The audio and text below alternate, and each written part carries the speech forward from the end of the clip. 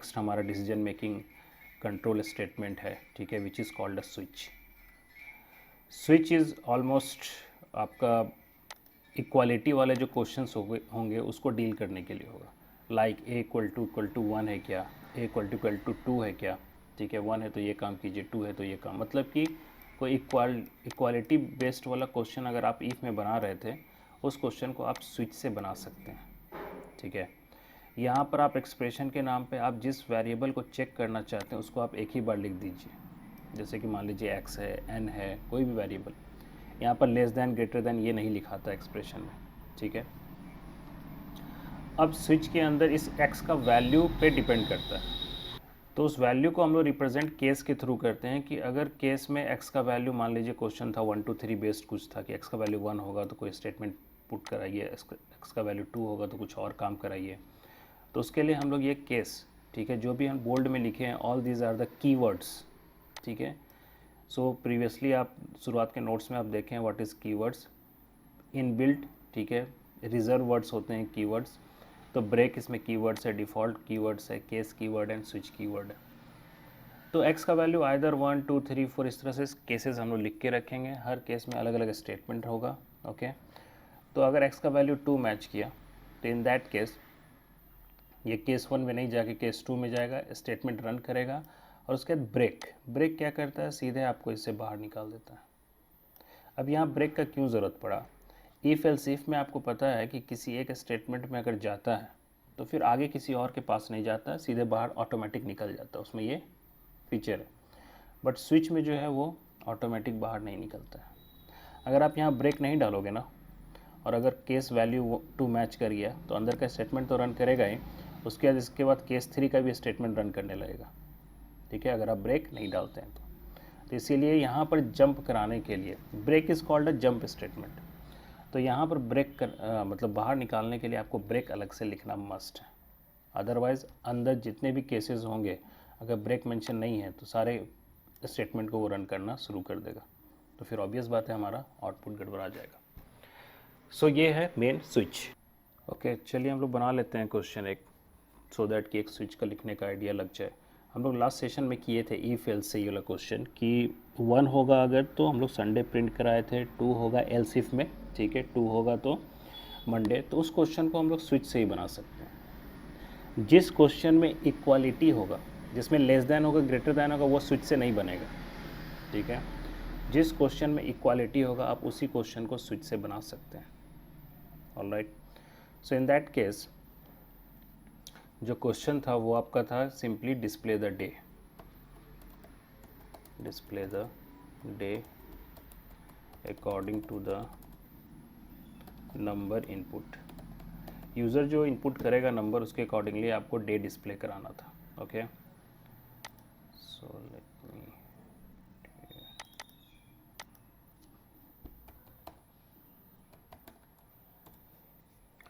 Alright, तो हम लोग सिंपली यहाँ पर बहुत और केयरफुली फर्स्ट टाइम आप कोई सिंटेक्स लिखते हो तो गलती होने का चांस हो सकता है, इसीलिए बार बार 2-4 प्रोग्राम बनाना चाहिए एक टॉपिक पे, सो दैट कि सिंटेक्स का भी प्रैक्टिस हो जाए आपको, ठीक है।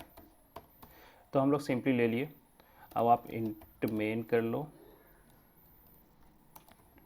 और इसमें आप इंट करके एक पहले n ले लीजिए, ओके, और सी आउट में enter the number and then सीन करके, तो ये हमने तो फिक्स है, ये लेना है, ठीक। अब इसमें आता है कि हम लोगों को, अब हम लोग स्विच यूज़ करेंगे यहाँ पर। इसी क्वेश्चन को हम लोग इफ़ एल्स से बनाए थे, उसमें हम लिखे थे if n equal to 1। Switch में क्या करोगे, सिंपली आप यहाँ एक्सप्रेशन में n को सिर्फ लिख दीजिए।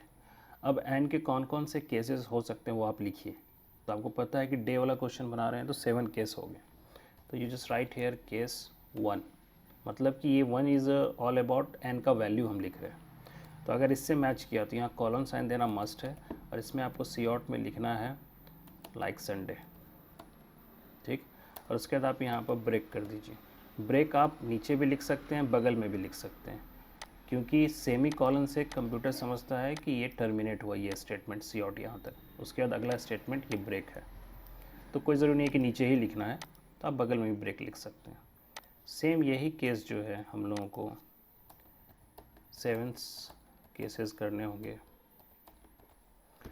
ठीक है, और सबका अलग अलग आपका वैल्यू हो जाएगा।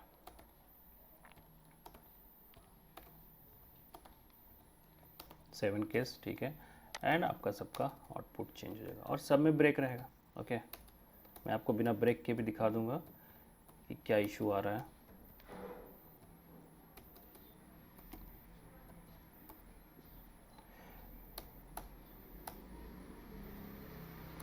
तो पर्पस समझिए, ठीक है, सिंटैक्स क्लियर रखिए, तो फिर आप नए नए लॉजिक पे काम कर सकते हो। तो ये केसेस तो हम लोग लिख दिए, बट इसमें भी सिचुएशन होता है, जैसे इफ एल्स में होता है कि लास्ट में एल्स पार्ट होता है, कोई मैच नहीं किया, यूज़र मान लो 9 डाल दिया, तो 9 तो आप नहीं लिखे हो यहाँ पर, तो उसके लिए आपके पास एक रहना चाहिए कि यूज़र को आप मैसेज दे पाओ, ठीक है। तो उस कंडीशन में we can put here default. Default is kind of equivalent to else, ठीक है। डिफ़ॉल्ट में कोई भी नंबर कुछ नहीं लिखना है, डिफ़ॉल्ट में तभी जाएगा जब ऊपर का कोई केस मैच नहीं किया। तो ऊपर नहीं मैच किया इसका मतलब है डेफिनेटली हम लोग जो वैल्यू सजेस्ट किए थे, अब डे चाहिए तो 1 से 7 ही नंबर चाहिए होगा, ठीक है। यूज़र ने गलती से कुछ और डाल दिया जो कि किसी भी केस से मैच नहीं किया, तो उस कंडीशन में इसमें चला जाएगा। तो उस कंडीशन में we can put a message like invalid input, wrong input, ठीक है। और इसमें ब्रेक लिखने का ज़रूरत नहीं है, क्यों? क्योंकि ये ऑटोमेटिक इसके बाद बाहर ही निकल रहा है, स्विच का ये लास्ट स्टेटमेंट है। तो अगर डिफ़ॉल्ट में गया तो ऑटोमेटिक बाहर ही निकलना, तो आपको ब्रेक लिखने का ज़रूरत नहीं है। बाकी रेस्ट ऑफ केस में ब्रेक लिखना पड़ेगा, क्योंकि वो स्टेटमेंट रन कराने के बाद आप नहीं चाहेंगे कि नीचे कोई और स्टेटमेंट रन करे, तो आपको उसको बाय फोर्स जंप कराना पड़ेगा, तो इसीलिए हम लोग इसमें ब्रेक लिखते हैं। यहाँ पर आप मैसेज में लिख सकते हो इंटर द नंबर में 1 to 7, इससे यूज़र और क्लियरली समझ जाए कि अच्छा नंबर जो है 1 से लेकर 7 तक के बीच में डालना है।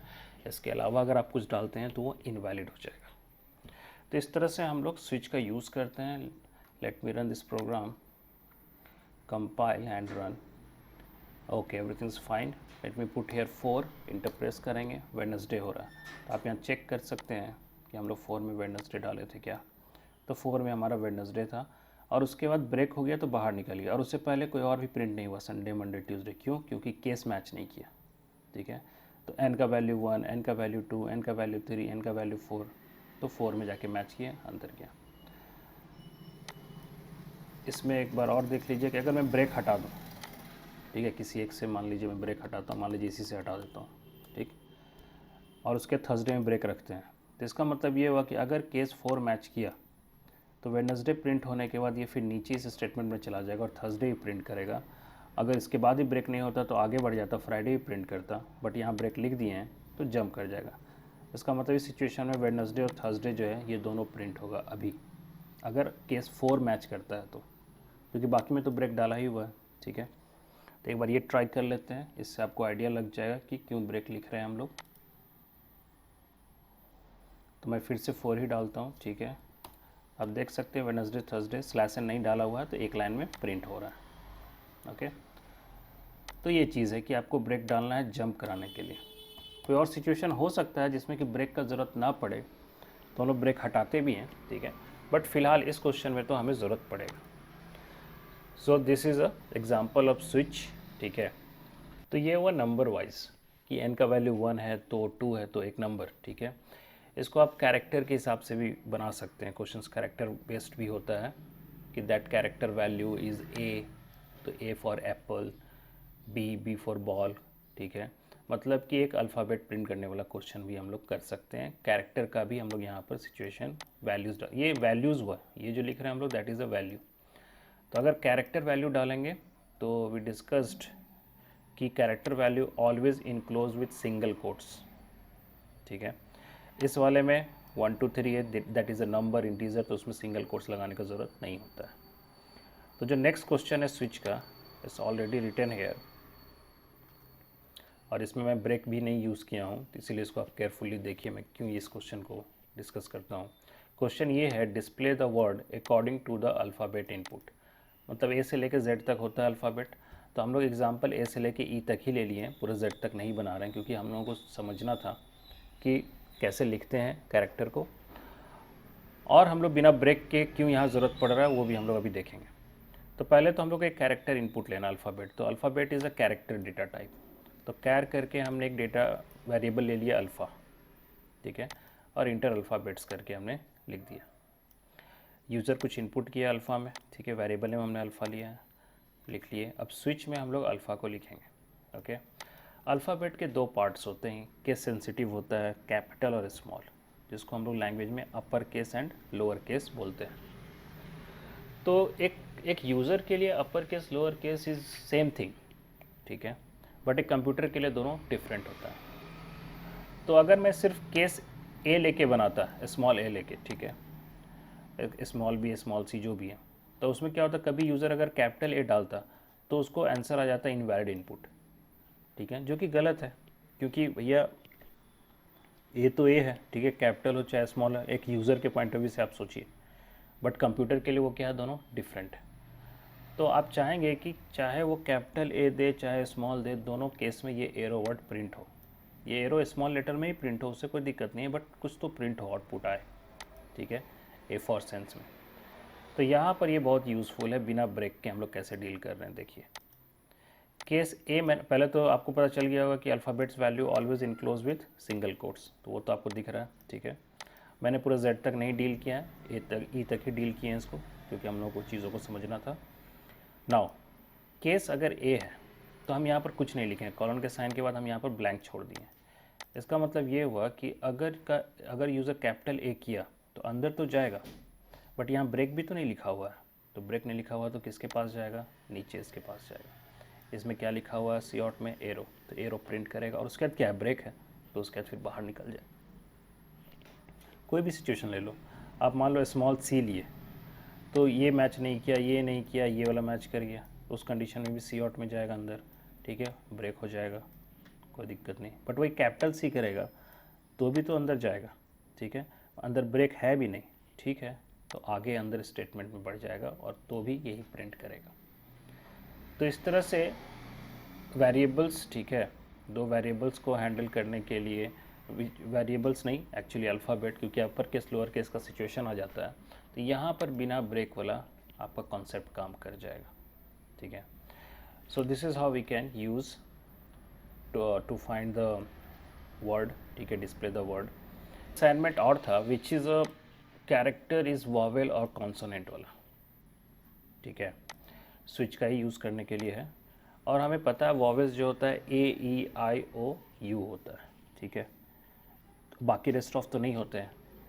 तो अब स्विच से स्पेशली इसलिए बोले कि हमें क्लियर है भैया कि ए ई आई ओ यू होता है, 5 का केस लिख देंगे, बाकी रेस्ट ऑफ केस में कांस्टेंट यूज़ कर लेंगे। रेस्ट ऑफ केस मतलब कि हम डिफ़ॉल्ट में कांस्टेंट डाल सकते हैं इस सिचुएशन में, अदरवाइज़ क्वेश्चन तो इफ एल्स से भी बन जाएगा, ठीक है, लेकिन यहाँ पर ये सही तरीका एक हम लोग यूज़ कर सकते हैं कि डिफ़ॉल्ट में कॉन्सोनेंट कर दें, क्योंकि कॉन्सोनेंट तो बहुत सारे होते हैं, बट जो वॉवेल्स हैं वो तो फिक्स है, 5 हैं, तो उसके केसेस लिख देंगे, और बाकी डिफ़ॉल्ट में हम लोग क्या करेंगे, कॉन्सोनेंट को प्रिंट करा देंगे। तो इस क्वेश्चन को, इस असाइनमेंट को हम लोग बनाते हैं, और यहाँ पर हम क्वेश्चन कमेंट साइन में लिख देते हैं, और जो इधर हम लोग लिखे थे अभी जो लॉजिक है ये केसेस का, ऑलमोस्ट इसी चीज़ का हम लोगों को ज़रूरत है, तो हम लोग इसको यहाँ पर थोड़ा सा यूज़ कर लेंगे।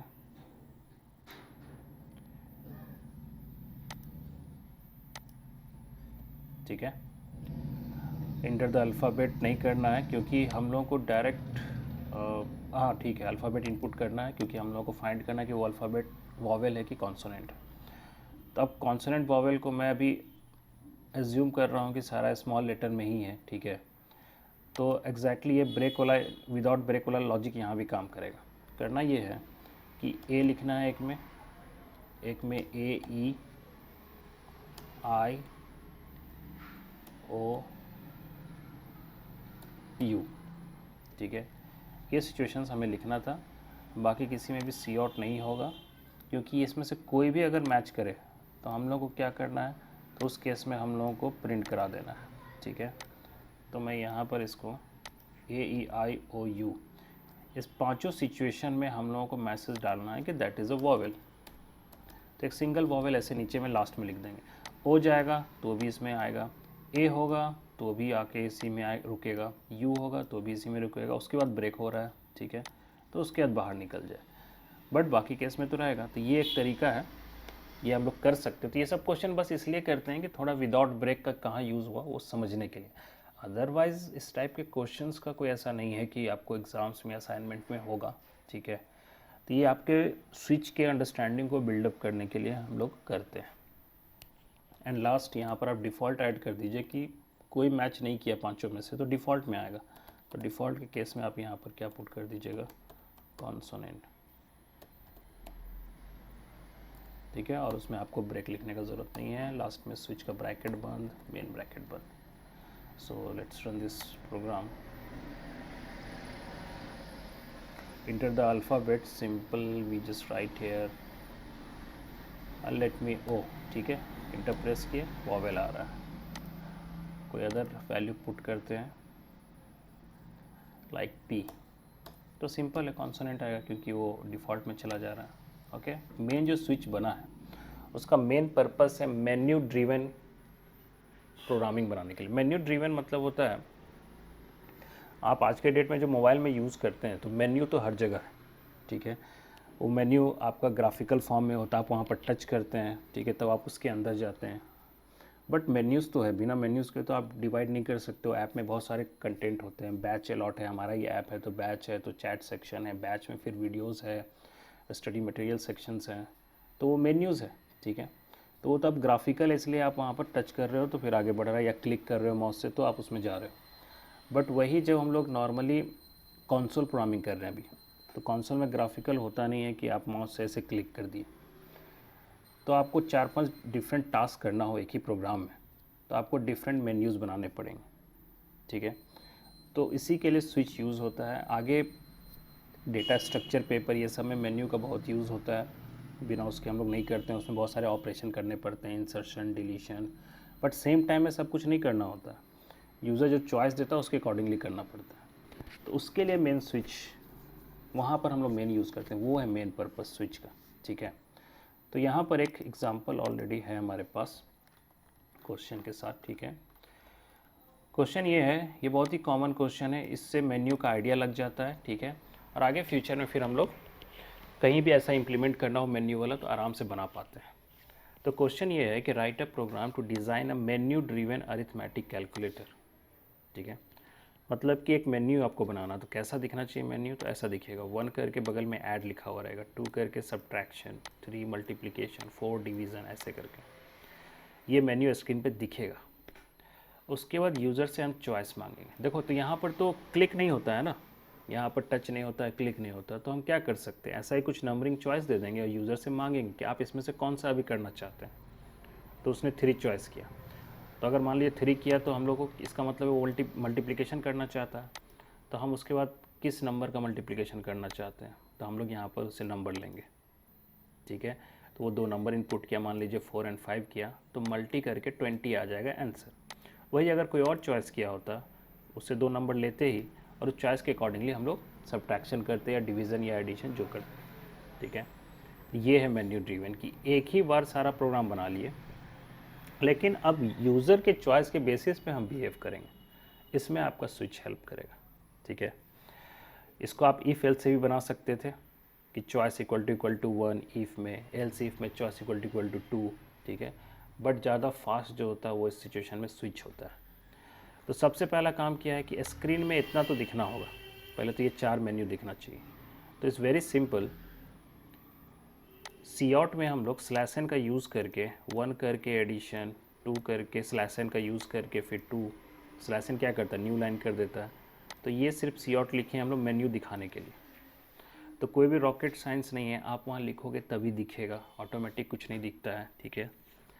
नेक्स्ट लाइन क्या था, इंटर योर चॉइस। तो इंटर योर चॉइस एक अलग से हम लोग सी आउट में ले लिए, कोई दिक्कत नहीं है, उसमें प्रॉपर्ली लिख भी दिए हैं कि 1 to 4 में से कोई चॉइस दीजिए, और उसको हम लोग एक चॉइस नाम का वेरिएबल लिए हैं ऊपर में एज ए इंटीजर, उसमें स्टोर कराएंगे। तो चॉइस को हम लोग चॉइस में स्टोर करा लिए। अब यूज़र से हम अगला क्या काम मांग रहे थे, इंटर 2 नंबर्स, अब आप हमको 2 नंबर दीजिए, ठीक है। चलिए आप चॉइस तो दे दिए, अब हमको 2 नंबर दीजिए, तो सिंपल है, उसका भी हम लोग सी आउट लिखेंगे, सीन करेंगे। अब स्विच में हम लोग चॉइस को चेक करेंगे, तो जो भी चॉइस का वैल्यू होगा उसके अकॉर्डिंगली यहाँ पर 4 केस होना क्लियर है कि आप 4 केस लिखे हो 1 से 4, तो 4 केस हम लोग यहाँ बनाएंगे। फर्स्ट केस में आपने क्या लिखा है, ऐड लिखा है, तो ऐड लिख देने से ऐड नहीं होगा, ऐड का फॉर्मूला डालने से ऐड होगा, ओके। तो वही किए हैं। सी आउट में हम लोग ऐड मैसेज लिखने के बाद a प्लस बी लिखे हैं, बिना थर्ड वेरिएबल के डायरेक्ट ये कैलकुलेट करके डिस्प्ले भी करा देगा विथ मैसेज, तो आपको एक्स्ट्रा वेरिएबल लेने का ज़रूरत नहीं है ये सब सिचुएशन में, ठीक है। तो सिंपली केस 1 होगा तो एडिशन कर देगा, और उसके बाद ब्रेक तो आपको हम बता ही दिए हैं। तो इस तरह से 2, 3, 4 सारा काम सिचुएशन लिख के रख दिए हैं। यूज़र जो चॉइस देगा उसके हिसाब से उसके अंदर जाएगा, value with output with message print कर देगा, ठीक है। और अगर यूज़र गलती किया तो गलती के केस में कोई भी केस मैच नहीं हुआ तो सिंपल हम बता दें कि आपने गलती किया भैया, हम तो 1 से 4 बोले थे, आप कुछ और डालें, तो आपका इनवैलिड इनपुट हो रहा है।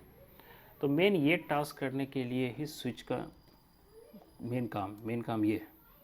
तो इसको एक बार मैं रन करा के पहले दिखा दूँ। सो लेट मी चूज़ लाइक 2, ओके। और इसको हम इंट से बनाए हैं, आप इसको, इसमें डिवीज़न भी है तो you can put as a float also, A B को खासकर चॉइस को एज अ इंट लीजिए और बाकी ए बी को you can put as a float कर सकते हैं। सो 2 में let me put like 15 then 15, okay, enter then 6 then enter. तो क्लियरली ये सब वाला मैसेज आ रहा है क्योंकि 2 में गया, 2 में हम लोग सब्ट्रैक्शन लिखे हैं और 15 माइनस 6 जो है आपका 9 होता है, तो 9 का आंसर सही आ रहा है। निगेटिव में आना होगा तो निगेटिव में भी आएगा। लेट मी शो यू, अगर आप वैसे वैल्यू डालते हैं तो निगेटिव भी आएगा। पहले चॉइस दिए, ठीक है, and then we just put here like 12, ठीक है, एंड देन पुट हेयर 15, इसका आंसर -3 आएगा, नॉट एन इशू। तो जो भी केस मैच करेगा उसके हिसाब से ये हमें आउटपुट देगा। तो ये मेन पर्पस है, और ये मेन्यू वाला अच्छे से समझ लीजिए कैसे काम होता है। आगे एक और टॉपिक है जिसमें वाइल में हम लोग डिस्कस करेंगे एक बार और इसको, और फ्यूचर में ये आपका काम आता है।